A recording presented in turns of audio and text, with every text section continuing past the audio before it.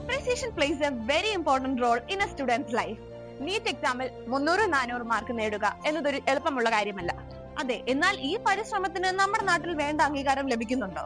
ഇത്തരം മാർക്കുകൾ നേടിയിട്ടും ഇന്ത്യയിൽ ഒരു ഗവൺമെന്റ് സീറ്റ് സെക്യൂർ ചെയ്യാൻ പറ്റാത്തതിനാൽ ഒരുപാട് സ്റ്റുഡൻസ് ഡിസപ്പോയിന്റഡ് ആയി കാണുന്നു. അതെ, ഡിസയർ എബ്രോഡ് സ്റ്റഡീസ് നീറ്റിൽ ഉയർന്ന മാർക്ക് നേടിയിട്ടും നമ്മുടെ നാട്ടിൽ ഒരു സീറ്റ് സെക്യൂർ ചെയ്യാൻ പറ്റാത്ത കുട്ടികൾക്ക് ട്യൂഷൻ ഫീസ് സ്കോളർഷിപ്പ് നൽകുന്നതിലൂടെ ഒരു വ്യത്യാസമാണ് സൃഷ്ടിക്കുന്നത്. Let's hear from Dr. Anthony, the founder and the chairman of Desire Abroad Studies. Hi sir.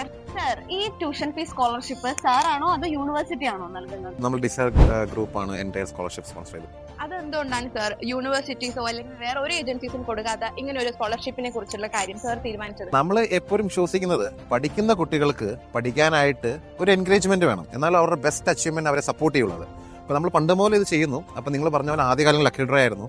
പിന്നെ നമ്മൾ വിചാരിച്ചു ഹാർഡ് വർക്കാണ് പേ ഓഫ് ചെയ്യേണ്ടത് ലക്കിനേക്കാളും. സോ അതുകൊണ്ടാണ് നമ്മൾ പിന്നെ നീറ്റ് സ്കോറിന്റെ മാർക്കിന്റെ അടിസ്ഥാനത്തിൽ ഈ കഴിഞ്ഞ വർഷം സ്കോളർഷിപ്പ് കൊടുത്തു തുടങ്ങിയത്. ഇപ്പോൾ 200 എബോ ഉള്ള എല്ലാ കുട്ടികൾക്കും സ്കോളർഷിപ്പ് കൊടുത്തിട്ടുണ്ട്.